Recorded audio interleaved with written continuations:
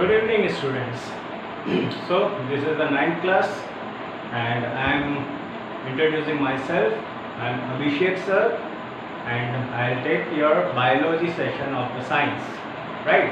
So science part में जो biology section है वो मैं आपका देने जा रहा हूँ, और आज हम जो फर्स्ट चैप्टर कर रहे हैं that is the fundamental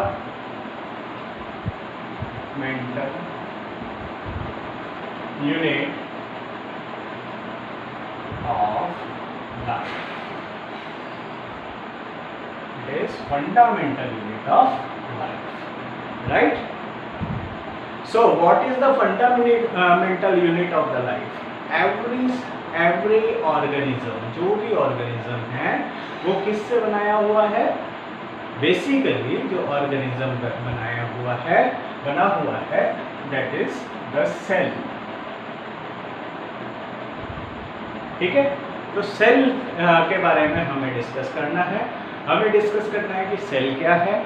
ठीक है, सेल नाम किसने दिया, सेल की खोज किसने की, सेल के ऑर्गेनिल्स किसने दिए, कितने टाइप के सेल्स होते हैं, उनमें डिफरेंसेस क्या हैं. तो आज हम यहाँ तक बात करेंगे, फिर उसके बाद हम अलग अलग सेल्स के अलग अलग ऑर्गेनिल्स की बात करेंगे. लेकिन आज जब है हम सेल की हिस्ट्री के बारे में बात करने वाले हैं मेनली. राइट. सो सेल बेसिकली एक साइंटिस्ट हुआ करते थे, रॉबर्ट हुक. ठीक है, रॉबर्ट हुक हुआ करते थे, एंड उन्होंने 1665 में जो ऑर्किड प्लांट होता है, ऑर्किड प्लांट के रूट्स में से कॉर्क निकाला.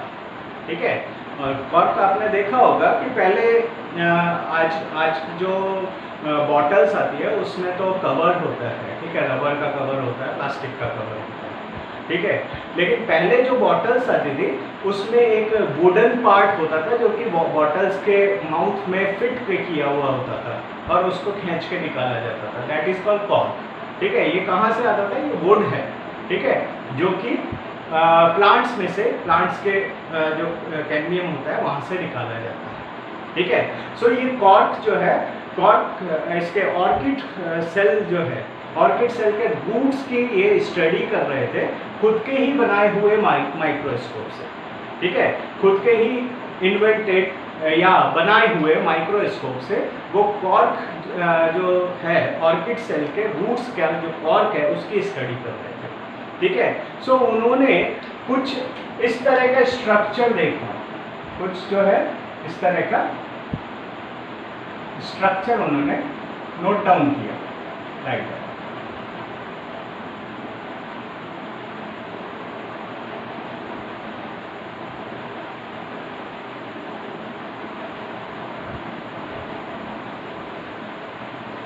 इस तरह का ये एक स्ट्रक्चर देखा उन्होंने. ठीक है, जैसे कि हनी कॉम्ब होता है, it is like Honey comb.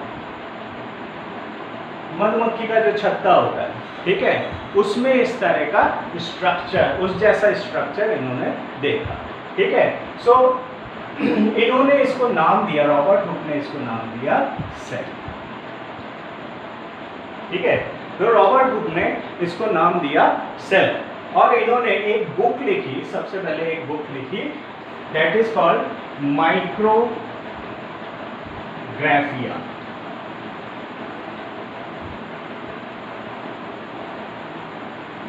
ठीक है, इन्होंने एक बुक लिखी जिसका नाम था माइक्रोग्राफिया. सो 1665 में उन्होंने ये कहा कि कॉर्क जो ऑर्किड प्लांट है, ऑर्किड प्लांट के कॉर्क में जब माइक्रोस्कोप से देखा उन्होंने, तो उनको हनीकॉम्ब जैसा स्ट्रक्चर दिखा, जिसका नाम दिया इन्होंने सेल. सेल का मतलब, सेल एक्चुअली ग्रीक लैंग्वेज का है. ठीक है, ग्रीक लैंग्वेज से निकाला हुआ वर्ड है, एंड इसका जो मीनिंग होता है that is the little room और एम्प्टी रूम, एम्प्टी रूम, ठीक है, लिटिल रूम और एम्प्टी रूम इसको कहा गया, ठीक है। तो इन्होंने नाम दिया इसको सेल, ठीक है। सो सबसे पहले इन्होंने जो सेल देखा था ये बेसिकली इन्होंने केवल आउटर एरिया देखा था, outer area in the sense cell wall दिखे थे इनको अंदर का कोई मटेरियल नहीं दिखा था, only these are the dead cell, ठीक है। ये जो सेल्स थे ये डेड सेल हुआ करते थे, ठीक है। सो उसके बाद एंटन वॉन ल्यूवेनहॉक, एंटन वॉन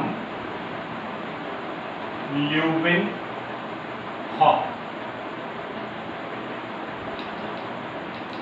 एंटन वॉन ल्यूवेनहॉक इन्होंने 1674 में पॉन्ड में, ठीक है, पॉन्ड में कई तरह के इन्होंने छोटे छोटे से माइक्रो ऑर्गेनिजम्स देखे, ठीक है, जो कि first living cell, living cell, ठीक है। तो इन्होंने फर्स्ट लिविंग सेल देखा एंटन वॉन ल्यूवेनहॉक ने 1674, राइट। सो किस किस में देखा इन्होंने? बैक्टीरिया देखा, ठीक है। देन इन्होंने स्पर्म, आरबीसी एक्सेट्रा, ठीक है, रेड ब्लड कॉर्पोसेल्स इसको देखा, ठीक है, बैक्टीरिया देखा, ये सब जो है लिविंग सेल्स हुआ करते हैं, ठीक है। सो लिविंग सेल्स इन्होंने सबसे पहले एंटन वॉन ल्यूवेनहॉक ने देखा, राइट। देन इनके बाद एंटन वॉन ल्यूवेनहॉक के बाद रॉबर्ट ब्राउन,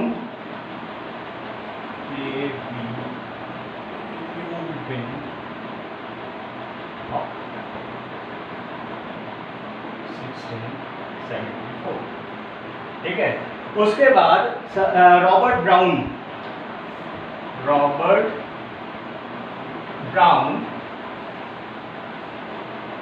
इन्होंने 1831 में सबसे पहले इन्होंने और ज़्यादा एडवांस इलेक्ट्रो माइक्रोस्कोप यूज में लिया, ठीक है। इलेक्ट्रो माइक्रोस्कोप से इन्होंने सबसे पहले जो है इन्होंने सेल के अंदर न्यूक्लियस देखा, एक सराउंडेड ऑर्गेनेल देखा इन्होंने, सराउंडेड स्ट्रक्चर देखा जिसका नाम दिया इन्होंने क्या? न्यूक्लियस, ठीक है। सो इस तरह से रॉबर्ट ब्राउन ने सबसे पहले 1831 में न्यूक्लियस की खोज की, ठीक है। उसके बाद बेंडे हुए, बेंडे इन्होंने इसके अंदर भी एक ब्लैक कलर का पैच देखा, ठीक है, इसके अंदर स्फेरिकल यानी कि गोल ब्लैक कलर का पैचेस देखे, उसको नाम दिया न्यूक्लियोलस, ठीक है, जो कि राइबोसोम बनाने में हेल्प करता है। सो बेंडे ने न्यूक्लियोलस की खोज की, ठीक है। इसी तरह से परकिंजे,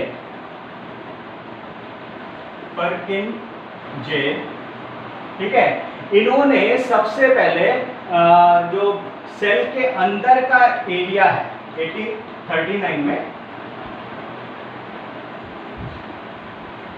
सेल के अंदर का जो फ्लूइड है विथ देयर ऑर्गेनेल्स, ठीक है, उसको नाम दिया प्रोटोप्लाज्म,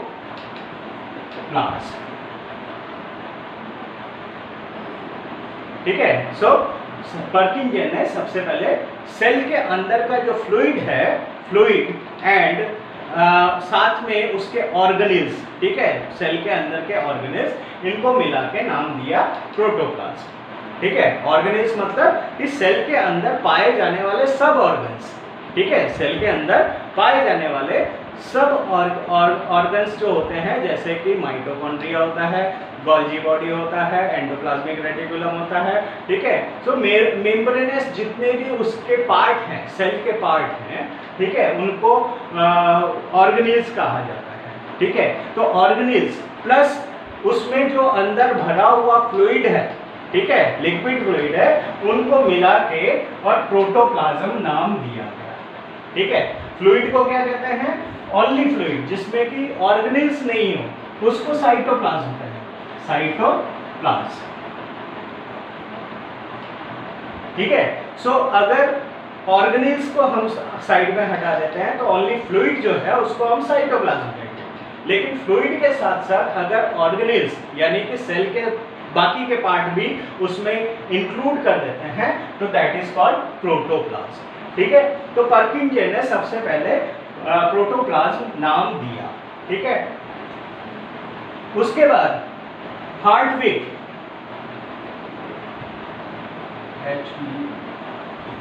HEWIG, हार्टविग, ठीक है, इन्होंने सबसे पहले जो स्टडी ऑफ सेल को इन्होंने नाम दिया साइटोलॉजी। ठीक है, सो हार्टविग ने स्टडी ऑफ सेल को नाम दिया साइटोलॉजी। ठीक है, and the father of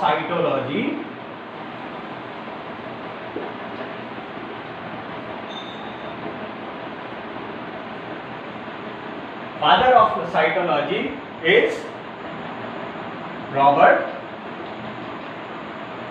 hook. So Robert Hooke को फादर ऑफ साइटोलॉजी कहा गया।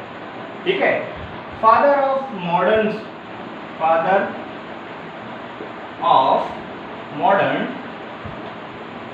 साइटोलॉजी,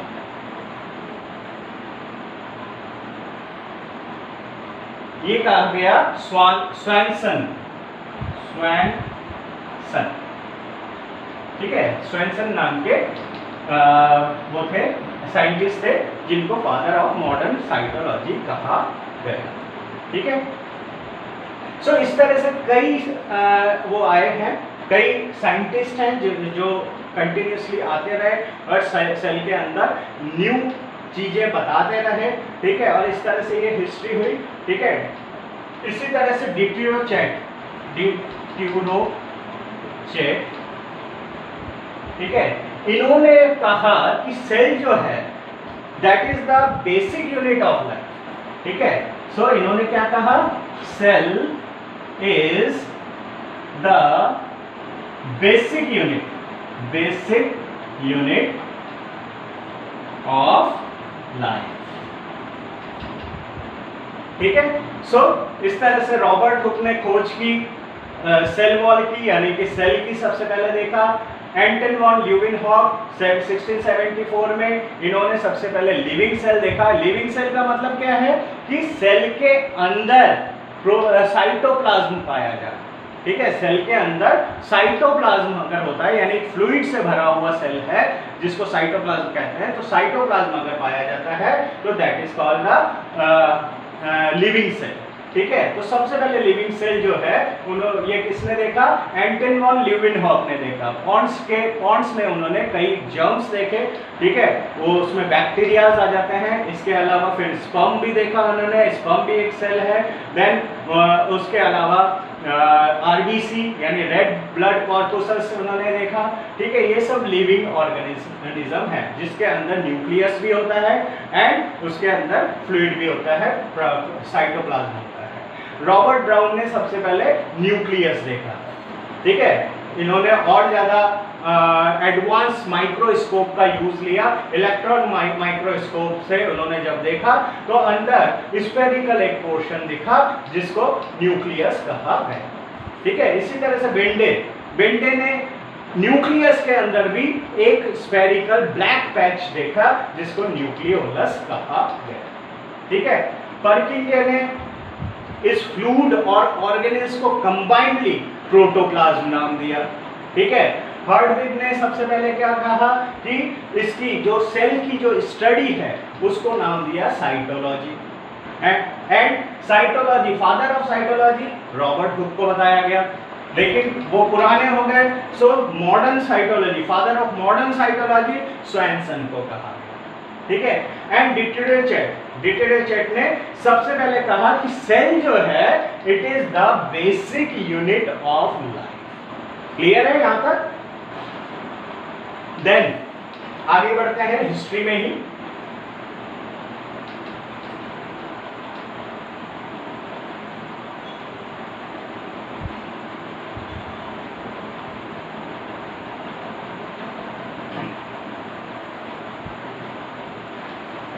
जर्मनी के एक साइंटिस्ट थे मैथियस स्लाइडेन, जैकब स्लाइडेन।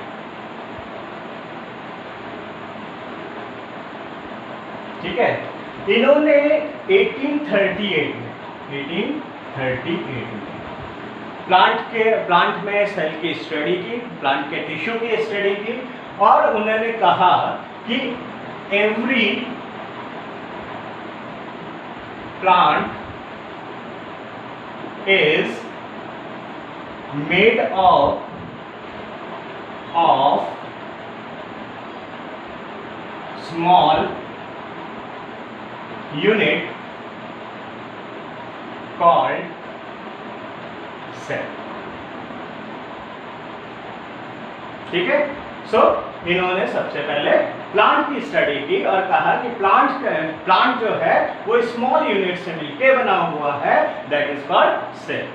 ठीक है, देन उसके बाद एक साल बाद जर्मनी के ही, ये कहां के थे? जर्मनी। ठीक है, ये भी जर्मनी के साइंटिस्ट, ठीक है, थियोडोर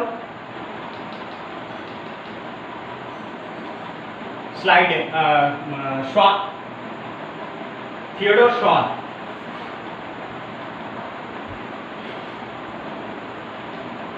ठीक है, 1839। ठीक है, इन्होंने एक साल बाद ही एनिमल्स में स्टडी की। ठीक है, एनिमल्स में के बॉडी पे स्टडी किया, एंड इन्होंने भी कहा कि every animal is made up of small unit called cell. ठीक है, सो दोनों जर्मनी के ही थे, दोनों फ्रेंड ही थे। इन्होंने प्लांट्स में कहा, इन्होंने एनिमल्स पे कहा, तो दोनों को मिलाकर एक सेल थ्योरी बनी। दोनों के स्टेटमेंट को मिलाकर एक सेल थ्योरी बनाई गई। सो सेल थ्योरी में क्या कहा गया कि एवरी ऑर्गेनिज्म, ठीक है, लिविंग ऑर्गेनिज्म, जिसमें चाहे प्लांट हो चाहे एनिमल हो, ठीक है, so every living organism is made up of small units called cell, right? So ये सेल थ्योरी बनी कि every organism is made up of small unit called cell। ठीक है, जो भी लिविंग ऑर्गेनिज्म है वो स्मॉल यूनिट से मिलकर बना हुआ है, सो इसको सेल कहा गया। ठीक है, सो लेकिन हुआ क्या कि ये दोनों ही ये चीज नहीं बता पाए कि सेल आया कहां से। ठीक है, सेल जो है वो आता कहां से, नया सेल कहां से आता है, ये लोग नहीं बता सके। ठीक है, सो बेसिकली ये जो सेल थ्योरी थी, जो स्लाइडेन एंड श्वान की सेल थ्योरी थी, वो रिफ्यूज हो गई, उसको इतना ज्यादा पॉपुलैरिटी नहीं मिली। ठीक है, देन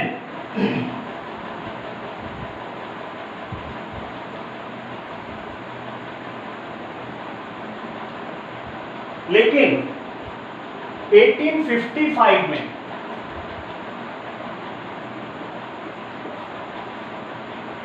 1855 में एक और साइंटिस्ट आए, Rudolf विर्चॉव।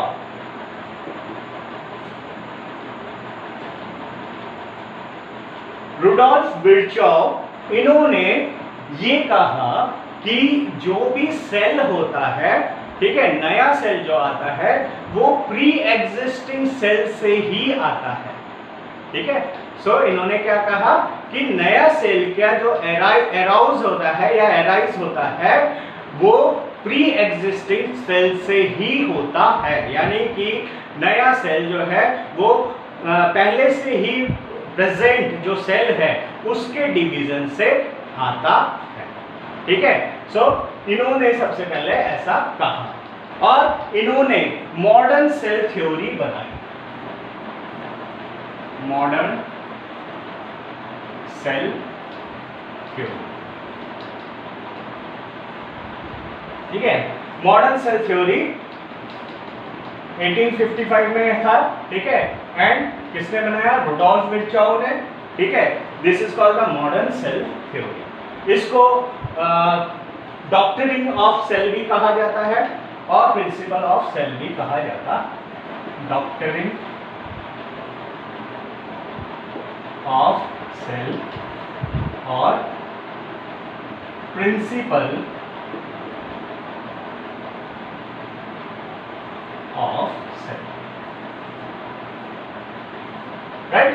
So doctrine of cell और प्रिंसिपल ऑफ सेल कहा गया, राइट। सो इसके अकॉर्डिंगली 5 पॉइंट बनाए गए सबसे पहले, ठीक है। 1, all living organism consist of cell, ठीक है, and their products. All living organism are made up by small units called cell.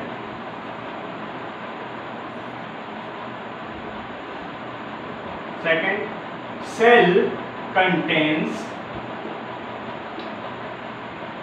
many organelles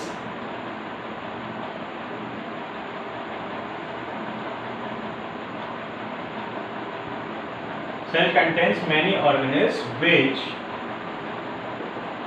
help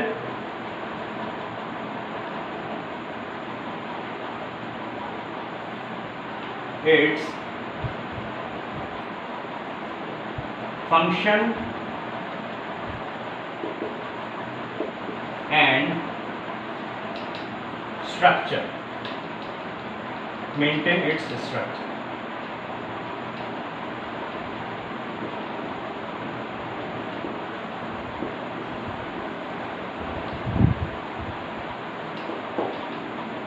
Right? So cell contains many organelles which helps its functions and maintains its structure, right? Every cell or every organism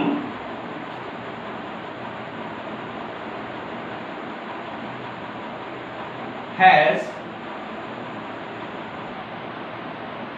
made up of cell. So cell is structural unit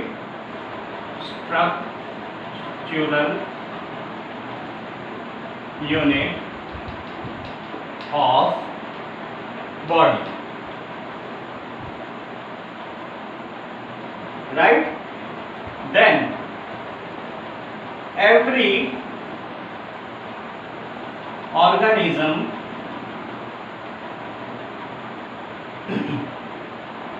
or every cell, every cell has same chemical structure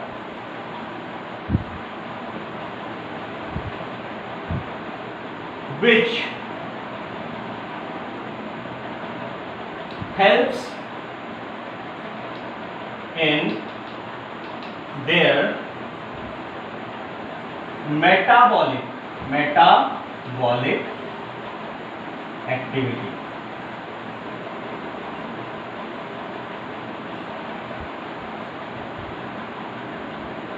So cell is functional unit of organism.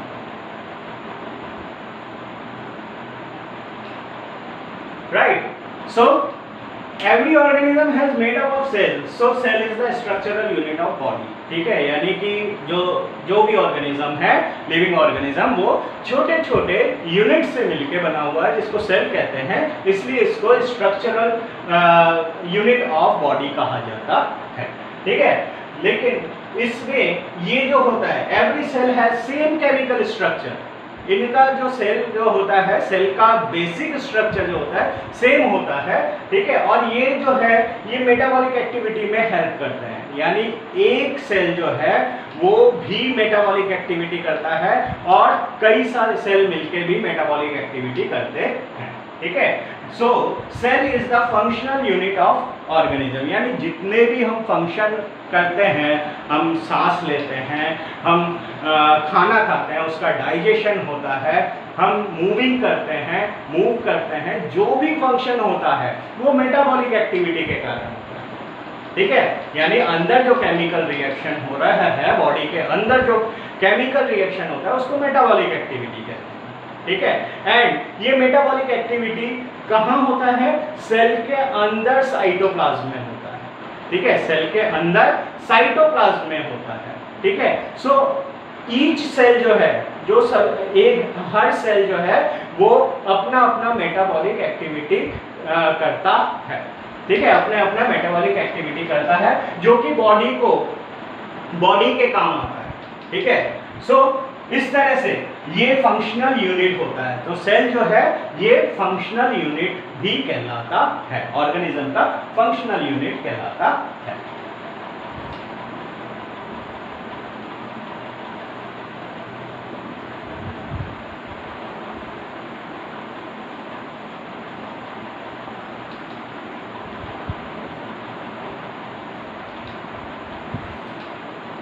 Right?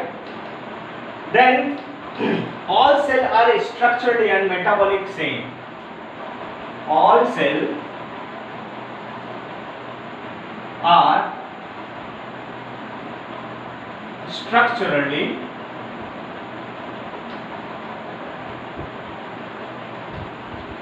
and metabolically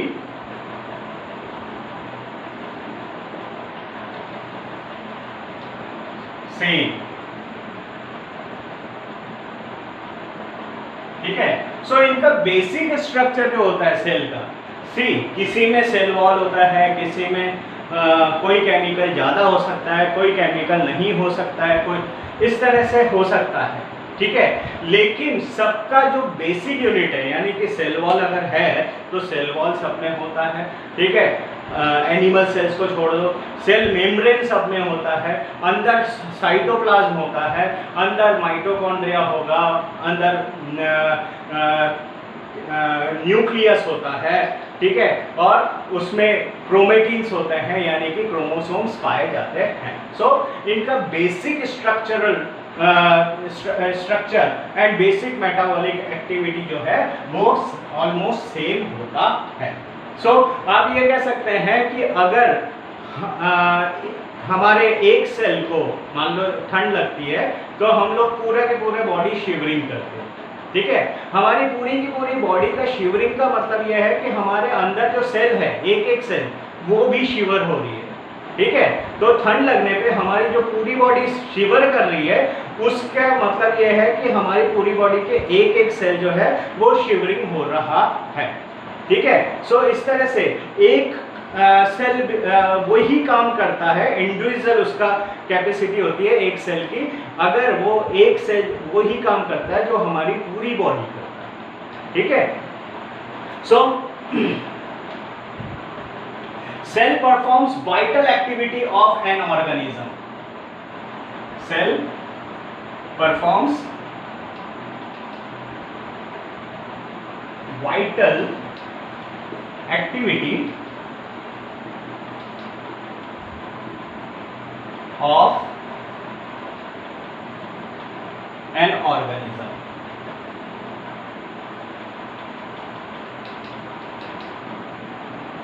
ठीक है, यानी कि cell जो है पूरी body के, यानी और किसी भी ऑर्गेनिज्म के जितने भी काम है वो सब सेल ही करते हैं, ठीक है। Then each cell has unit of heredity.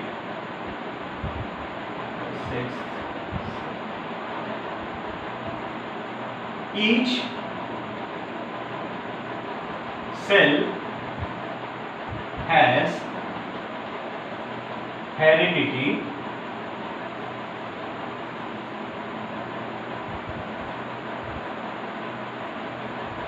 each cell has unit of heredity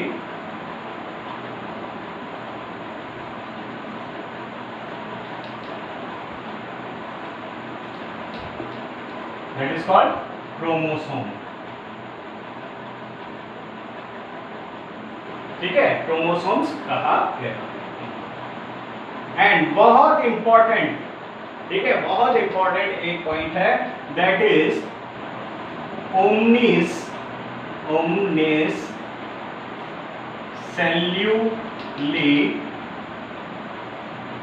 सेल्यूला। ये वर्ड दिया, ये फ्रेंच का वर्ड है, ये रुडोल्फ विर्चॉव ने ये वर्ड दिया। इस वर्ड का मतलब है कि new cell, every new cell arise from pre-existing cell by division of cell, right? So omnis celluli cellula, ये वर्ड दिया रुडोल्फ विर्चॉव ने। इसका मतलब है कि every new cell arises from pre existing cell, ठीक है। जो भी नया सेल होता है वो पुराने सेल के डिवीजन से बनता है, ठीक है, पुराने सेल के डिवीजन से ही उसका अराइज होता, ठीक है। सो इस तरह से रुडोल्फ विर्चॉव ने ये कुछ पॉइंट्स दिए जो ये आप लोग नोट डाउन जरूर से कर लेना ये, ठीक है। So this is called the modern cell theory, ठीक है, और डॉक्ट्रिन ऑफ सेल और प्रिंसिपल ऑफ सेल, ठीक है। सो ये इसका कुछ पॉइंट्स हैं, ठीक है, जिसमें मेन पॉइंट्स क्या है, ओमनिस सेल्यूली सेल्यूला।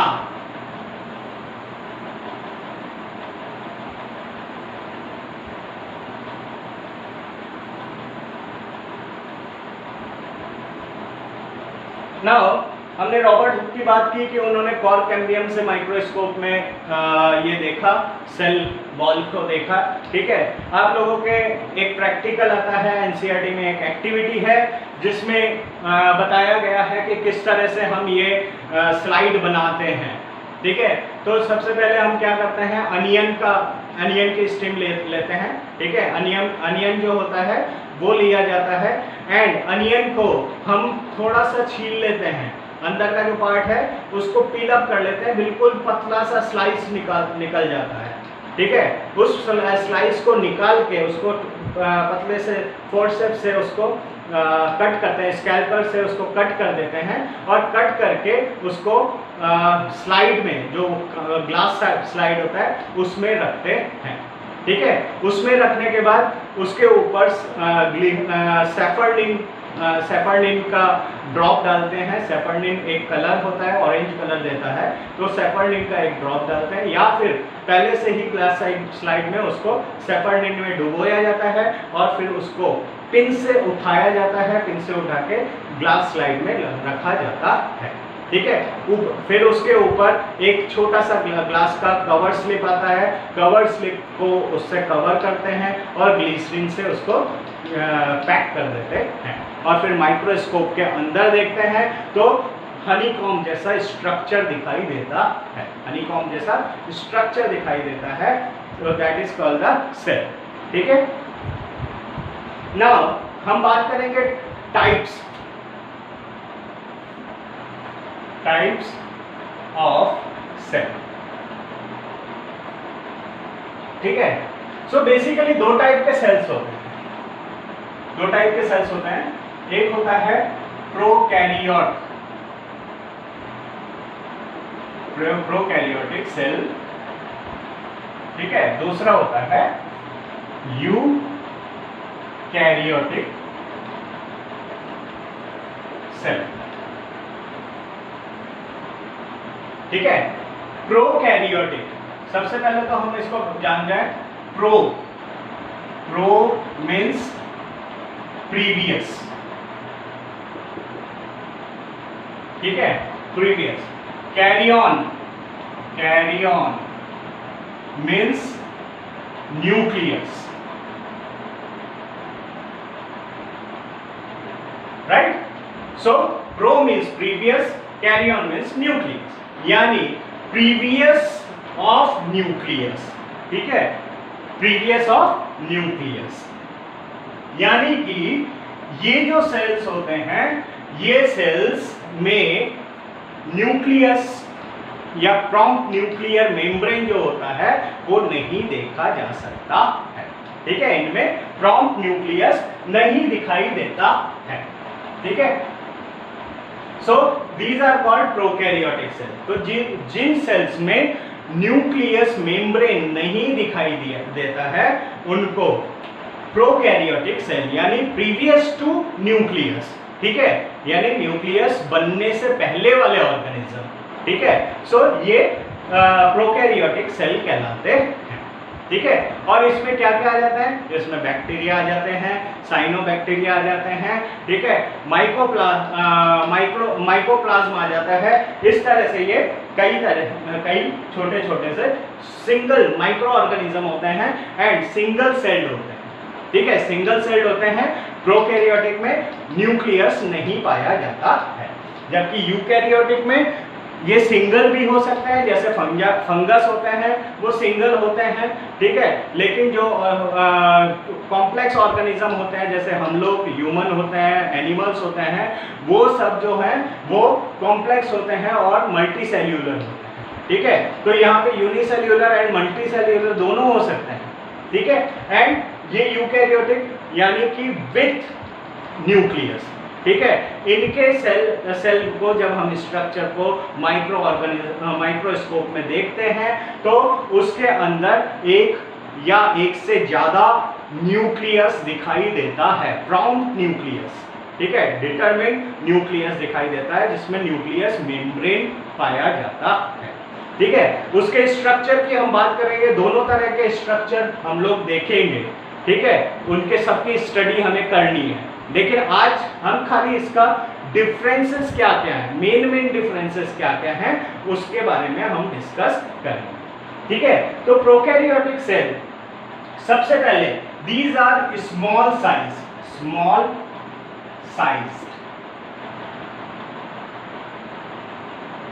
ठीक है, स्मॉल साइज होता है, कितना होता है, इट इज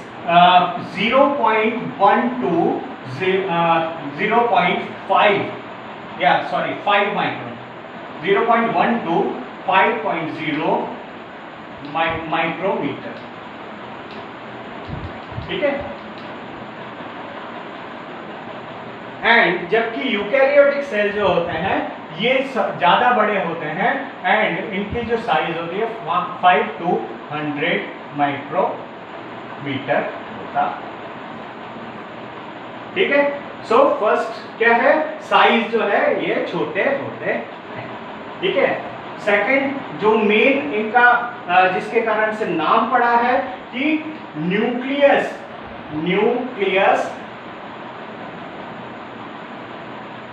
या ऑर्गेनाइज न्यूक्लियस हम कह सकते हैं।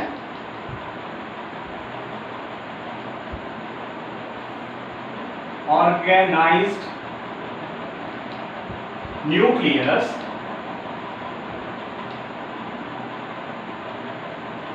is absent। ठीक है, and nuclear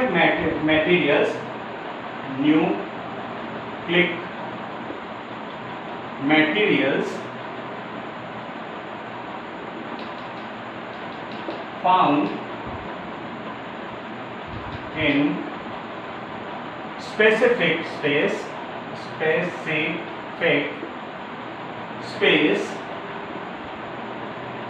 of cytoplasm called nucleoid।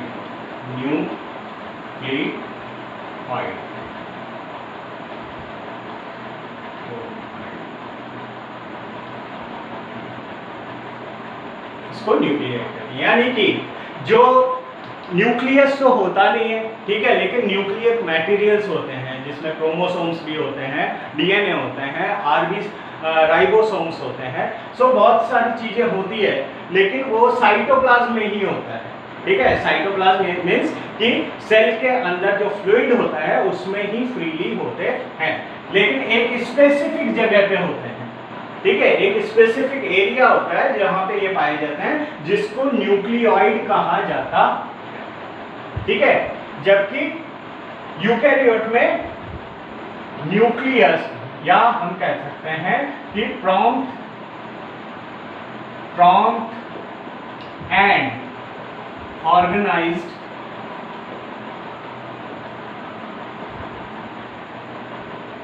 Membranes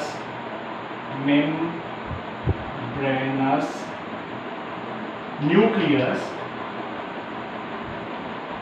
is present। ठीक है, सो जो organise prompt and organise membranous यानी कि न्यूक्लियस मेम्ब्रेन पाया जाता है, ठीक है, वो यहाँ पे मौजूद होता है। ठीक है, सो इस तरह से न्यूक्लियस होता है, न्यूक्लियस के अंदर न्यूक्लियोप्लाज्म होता है। ठीक है, न्यूक्लियोप्लाज्म होता है और न्यूक्लियोप्लाज्म के अंदर क्रोमोसोम्स पाए जाते हैं। ठीक है, जबकि इसमें जो है क्रोमोसोम्स जो है वो सेल मेम्ब्रेन से अटैच्ड रहते हैं। ठीक है, उसके बारे में हम अभी बात करेंगे। सेल वॉल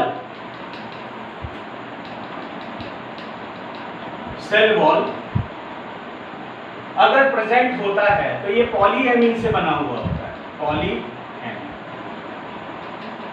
ठीक है, पॉलीएमीन से बना हुआ सेल वॉल होता है। ठीक है, और इसमें म्यूरेमिक एसिड होता है, म्यूरेमिक एसिड पाया जाता है।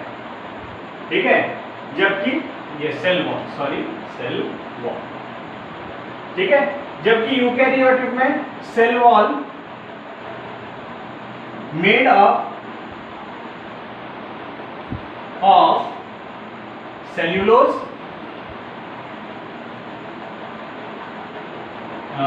हेमीसेल्यूलोज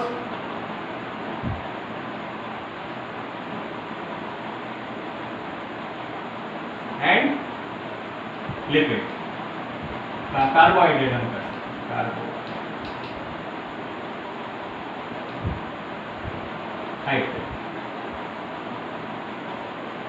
ठीक है, सो सेल वॉल जो है ये पॉलीएमीन से बना हुआ सेल वॉल होता है, म्यूरेमिक एसिड इसमें पाया जाता है। जबकि यूकैरियोट्स जो होते हैं, यूकैरियोट्स में सेल्यूलोज, हेमीसेल्यूलोज से बना हुआ सेल वॉल होता है। ठीक है, इनमें ग्लाइकोकैलिक्स पाया जाता है। ग्लाइकोकैलिक्स यानी peptidoglycan, peptidoglycan presents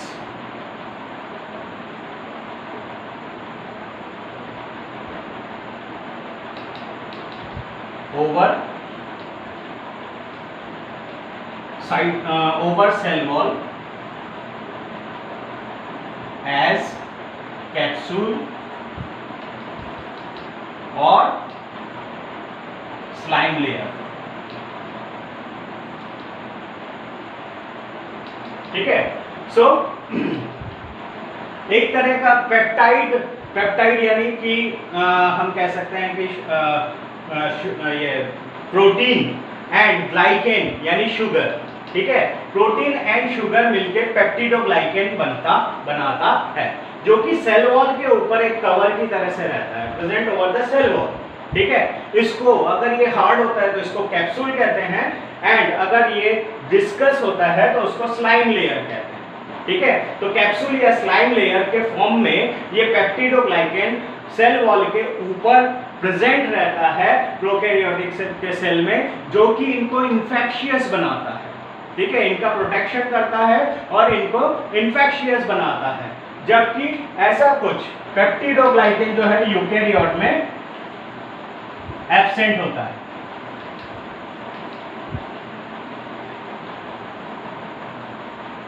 absent,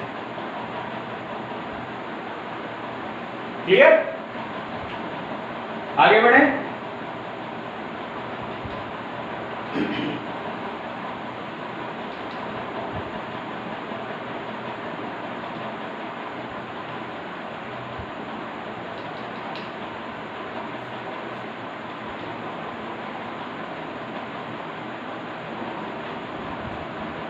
then DNA की हम बात करेंगे।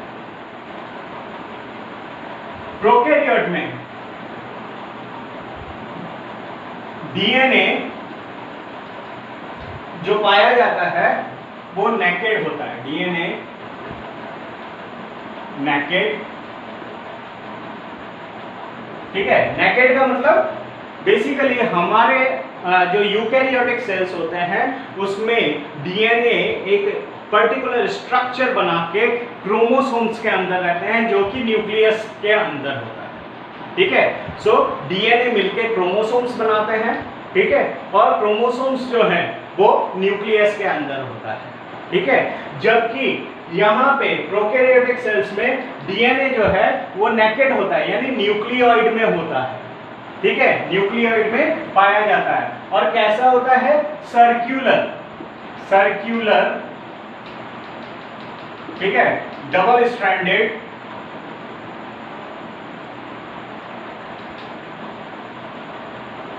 एंड नेकेड होता है, सर्क्यूलर होता है, डबल स्ट्रैंडेड होता है। ठीक है, एंड नॉन हिस्टोन होता, प्रोटीन से बना हुआ होता है। ठीक है, सो डीएनए कैसा होता है? नेकेड मतलब कि ये किसी से के एनवलप में नहीं होता है, साइटोप्लाज्म में फ्रीली होता है, न्यूक्लियोइड में फ्रीली होता है।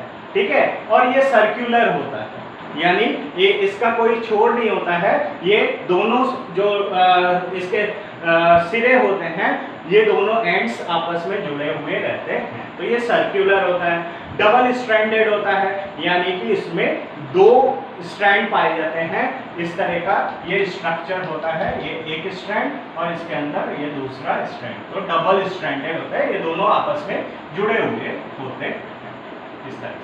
ठीक है, सो ये डबल स्ट्रैंडेड होता है। नॉन हिस्टोन प्रोटीन, बेसिकली जो यूकैरियोट्स में जो डीएनए पाए जाते हैं वो इसको स्पेशल क्रोमोसोमल प्रोटीन से मिलके बना हुआ होता है, जिसको हिस्टोन कहते हैं। ठीक है, सो ये क्रोमोसोमल प्रोटीन होता है हिस्टोन। ठीक है, जबकि ये यूकेरियोट्स में पाए जाते हैं, लेकिन प्रोकैरियोट्स में ये पॉलीएमिन से मिलकर बने हुए होते हैं, ये हिस्टोन प्रोटीन इनमें नहीं पाए जाते। ठीक है, सो प्रोकैरियोट में डीएनए हिस्टोन प्रोटीन में नहीं पाए जाते। ठीक है, जबकि यूकेरियोट में डीएनए जो है कहां पाए जाते हैं? सबसे पहले प्रेजेंट्स इन न्यूक्लियस, एक तो न्यूक्लियस में होता है, ठीक है, न्यूक्लियस में होता है। यहां कैसा होता है? यहां पे लीनियर होता है, लीनियर यानी लाइन से होता है, ऐसा, ठीक है, लाइन से बना हुआ होता है, लीनियर होता है। डबल स्ट्रैंडेड, डबल स्ट्रैंडेड, ठीक है, तो दो स्ट्रैंड से मिलकर बना हुआ होता है, लीनियर होता है एंड हिस्टोन प्रोटीन से मिलकर बना हुआ होता है।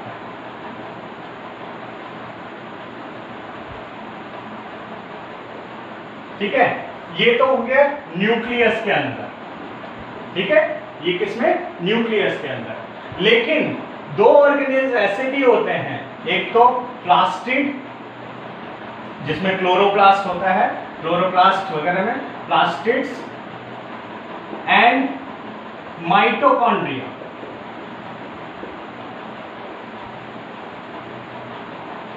ठीक है, प्लास्टिड्स एंड माइटोकॉन्ड्रिया में जो ये डीएनए होता है, ये कैसा होता है? ये बेसिकली सर्कुलर होता है, circular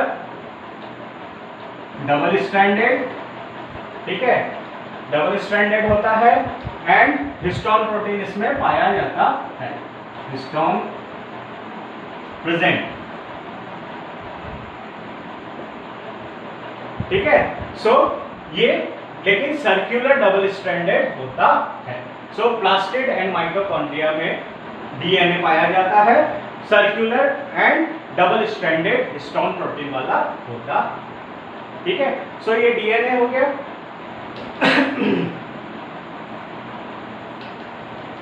cytoplasm, cytoplasm does not show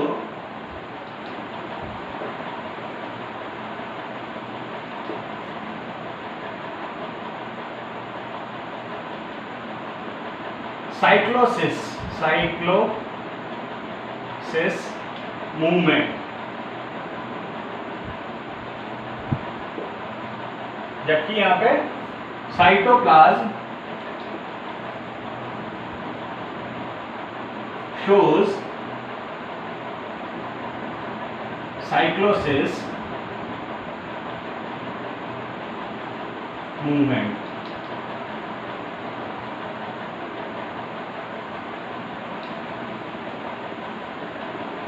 ठीक है, यानी कि जो सेल्स होते हैं, यूकेरियोटिक जो सेल्स होते हैं, ठीक है, ये यूकेरियोटिक सेल्स है।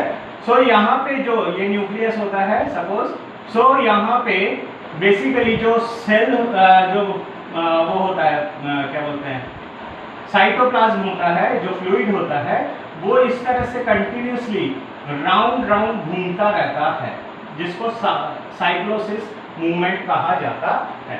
ठीक है, सो यूकेरियोट में ये साइटोप्लाज्म जो है अपने सेल के अंदर मूवमेंट करता है, इसको साइक्लोसिस मूवमेंट कहते हैं, जबकि प्रोकैरियोट में इस तरह का कोई मूवमेंट नहीं देखा जाता है। ठीक है, so this is called the this prokaryotic cell does not shows the cyclosis movement, right. Eukaryotic cell shows cyclosis movement, right. Then membranous bound organelles, membranous bound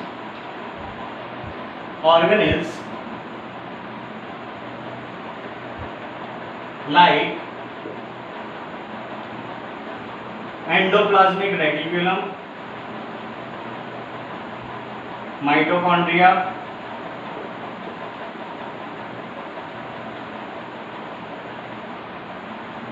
Golgi body,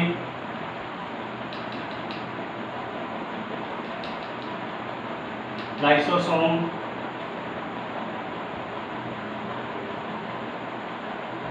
are absent.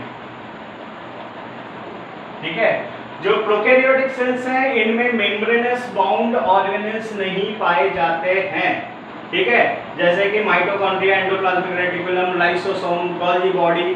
ठीक है, ये सब जो membranes bound cell membrane होता है, लेकिन membranes bound जो जितने भी ऑर्गेनेल्स होते हैं, ठीक है, वो इसमें नहीं पाए जाते हैं।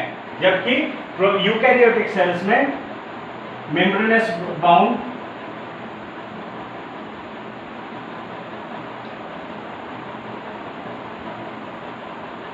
Organelles are present. ठीक है, सो इनमें ये पाए जाते हैं।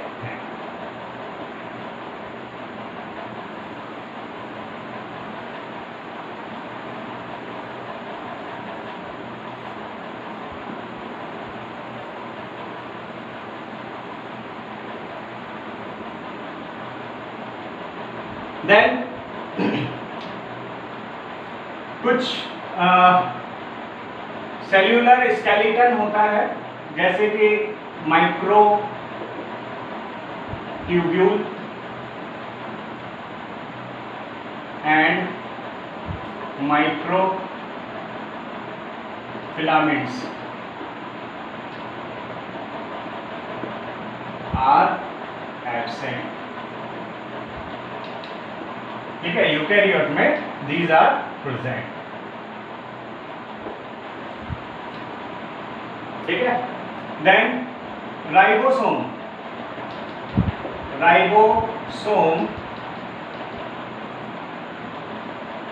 प्रेजेंट्स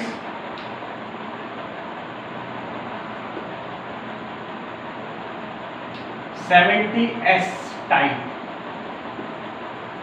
ठीक है, यहाँ पे जो राइबोसोम है, राइबोसोम्स पाए जाते हैं प्रोकैरियोट सेल में, लेकिन ये 70S टाइप के होते हैं, यानी ये 2 यूनिट से मिलके बने हुए होते हैं। 2 यूनिट का मतलब है ये 30S एंड 50S। ठीक है, S का मतलब जो होता है वो स्वीट बर्ग यूनिट होता है। यहाँ पे साइज का मतलब नहीं है, साइज से नहीं है, ये नहीं कि 30S एंड 50S जो है ये 80 होता है तो 70S क्यों बोला जा रहा है। Basically it is 2 unit, 30S और 50S 2 यूनिट होते हैं, और ये दोनों आपस में मिलके एक यूनिट बनाता है, जो कि 70S टाइप का राइबोसोम कहलाता है। ठीक है, तो प्रोकैरियोटिक सेल में 70S टाइप के राइबोसोम्स पाए जाते हैं, जबकि यूकैरियोटिक सेल में राइबोसोम्स प्रेजेंट। ठीक है, अब इसमें भी 2 टाइप के होते हैं। ठीक है, इन न्यूक्लियस ये 80S टाइप के होते हैं, 80S, यानी ये 40S एंड 60S 2 सब यूनिट से मिलकर बने हुए होते हैं। न्यूक्लियस में ये 80S टाइप के होते हैं। ठीक है, एंड जो न्यूक्लियस जो माइटोकॉन्ड्रिया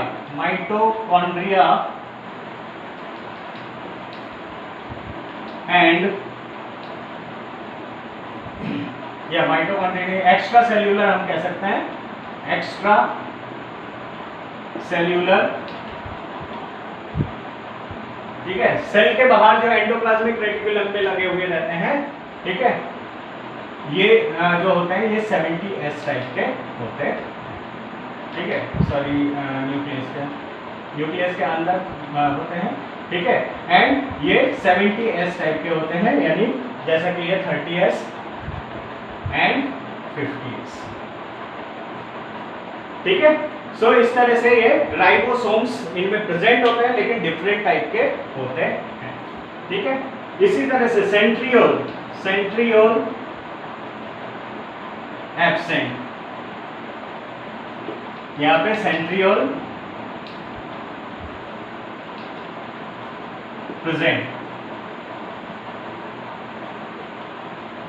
ठीक है। देन प्रोकैरियोटिक सेल्स जो होते हैं, प्रोकैरियोटिक सेल्स में एक एक्स्ट्रा कैरेक्टरिस्टिक होता है कि इनका जो सेल मेम्ब्रेन होता है वो अंदर की तरफ इन्वेजिलेट हो जाता है, अंदर की तरफ बढ़ता है, ठीक है, और एक स्ट्रक्चर बनाता है जिसको मीजोसोम्स कहते हैं। मीजोसोम्स बहुत काम का होता है ये इनके लिए, ठीक है। मीजोसोम्स प्रेजेंट, ठीक है, and respiratory enzyme, respiratory enzymes present on mesosome,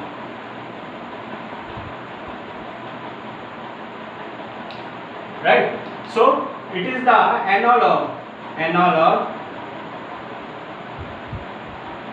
of mitochondria,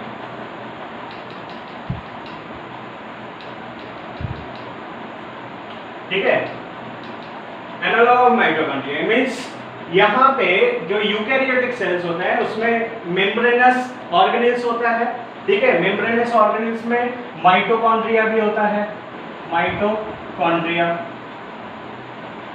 ठीक है। एंड इस माइटोकॉन्ड्रिया में जो भी रेस्पिरेटरी यानी ग्लूकोज का ऑक्सीडेशन करने का जो काम है जिससे कि एनर्जी रिलीज होती है, ठीक है, जो हम फूड खाते हैं उसका जो पार्ट होता है ग्लूकोज वगैरह वो माइटोकॉन्ड्रिया में जाता है और माइटोकॉन्ड्रिया में ऑक्सीजन जो है उसको जलाता है, ऑक्सीडाइज करता है, ठीक है, और जिससे कि एनर्जी निकलती है, वो ही एनर्जी हमारे काम में आती है। हम जो मूवमेंट करते हैं, सोचते हैं, खाते हैं, जो भी काम करते हैं वो उस एनर्जी के कारण होता है, ठीक है। सो ये रेस्पिरेटरी एंजाइम हमारे माइटोकॉन्ड्रिया में होती है, ठीक है, जबकि इनमें माइटोकॉन्ड्रिया नहीं होता है, और प्रोकैरियोटिक सेल में माइटोकॉन्ड्रिया नहीं पाया जाता है। एंड इनमें जो सेल मेम्ब्रेन होते हैं वो अंदर की तरफ बढ़ जाते हैं, वो मैं आप लोगों को स्ट्रक्चर बताऊंगा तब बताऊंगा, ठीक है, अंदर की तरफ बढ़ जाते हैं जिनको मीजोसोम्स कहते हैं।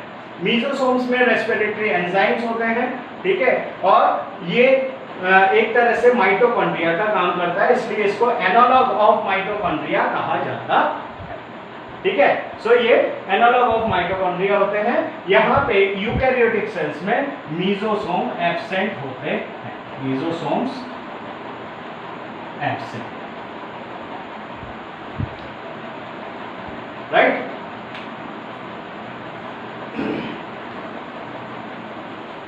नाउ लास्टली, वैसे तो और भी बहुत सारे हैं लेकिन हमें मेन जो है वो हमने देखा है, ठीक है। लास्टली इसके एग्जांपल्स इसमें पाए जाते हैं, बैक्टीरिया, राइट, साइनोबैक्टीरिया, साइनोबैक्टीरिया यानी कि blue green algae, blue green algae, BG, ठीक है। एंड माइकोप्लाज्म, माइक्रोप्लाज्म,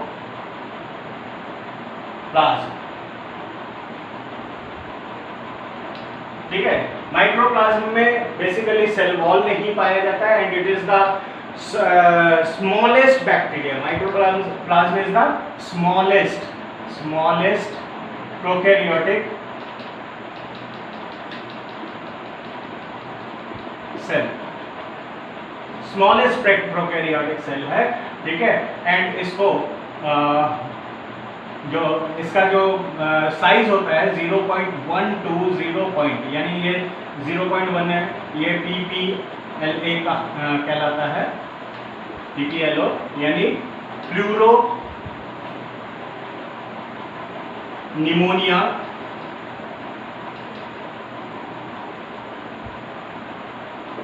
लाइक ऑर्गेनिज्म, ठीक है। सो इसको PPLO कहा जाता है एंड ये 0.3 माइक्रोमीटर तक हो सकता, ठीक है। सो इनका साइज ये होता है। यूकैरियोटिक सेल में सभी तरह के हो जाते हैं, ठीक है, जैसे कि मैमल्स, अमीबा, यानी ऑल प्रोटोजोआ आ जाएगा, अमीबा, देन फंगस, फंगाइज होते हैं, ठीक है, ये सब जो है इसके होते हैं। सबसे जो लंबा होता है longest cell, it is neuron, neurons कहा जाता है जो न्यूरॉन जो हमारे दिमाग है, ठीक है, दिमाग या हमारा नर्वस सिस्टम है, नर्वस सिस्टम के एक सेल को हम न्यूरॉन्स कहते हैं, ठीक है, और इसका जो लेंथ होता है वो ऑलमोस्ट 1 मीटर तक होता है, ठीक है। Neurons is the longest cell that is called neurons and it is 1 metre. 1 metre का मतलब half of the your bench, जो बेंच है उसके बराबर, लेकिन ये इतना पतला होता है कि आपको दिखेगा नहीं, माइक्रोस्कोप से ही दिखेगा, ठीक है। लेकिन न्यूरॉन्स जो है लॉन्गेस्ट, इसका लेंथ जो है 1 मीटर तक होता है, ठीक है। और न्यूरॉन्स जो है बाद में डिवाइड नहीं होता है, जब तक बहुत ज़्यादा क्रिटिकल कंडीशन नहीं हो, ठीक है, तब तक ये न्यूरॉन्स डिवाइड नहीं होता है, इनमें डिवीजन नहीं होता है। एक तो मसल सेल्स और दूसरा नर्व सेल्स, इन दोनों में डिवीजन नहीं होते हैं, ठीक है। सो ये कुछ डिफरेंशिएशन था प्रोकैरियोटिक एंड यूकैरियोटिक सेल्स में, ठीक है। सो आज के लिए हम इतना ही करते हैं, ठीक है। उसके बाद हम इनके प्रोकैरियोटिक सेल्स का स्ट्रक्चर के बारे में हम डिस्कस करेंगे डिटेल में, ठीक है। सो आप लोग ये जो डिफरेंशिएशन है इसको अच्छे से लर्न करना है, ठीक है, और इसको नोट डाउन अच्छे से कर लेना, right. So this is the end of this lecture. Thank you very much.